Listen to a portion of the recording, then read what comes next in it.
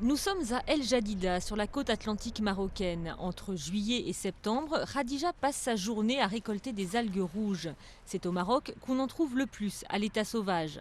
Pour elle, c'est un revenu essentiel, mais qui varie beaucoup selon le prix de vente au kilo. 70 centimes d'euros, 50 centimes, 80 centimes, mais cette année le prix est bas. Ces algues seront ensuite transformées pour en extraire de l'agar-agar, un gélifiant 100% naturel, très prisé dans l'alimentation et dans les produits bio en particulier. Au Maroc, l'essentiel de la récolte est exporté sous forme brute.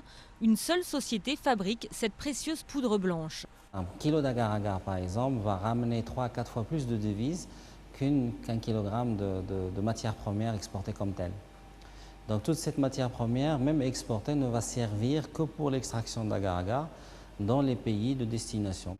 Le marché est aujourd'hui très concurrentiel, en particulier car l'Asie a beaucoup investi dans l'aquaculture.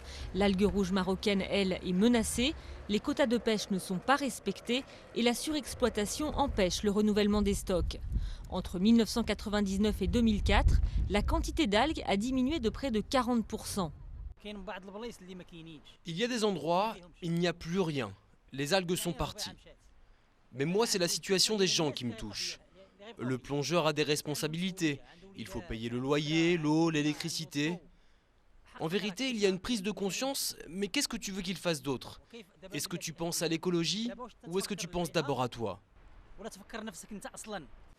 Brahim continue donc de plonger jusqu'à 15 mètres de profondeur pour récolter les algues. Avec le poisson, c'est sa seule source de revenus. S'il ne reste plus d'algues, on sera obligé d'aller voler. Il n'y a pas d'alternative.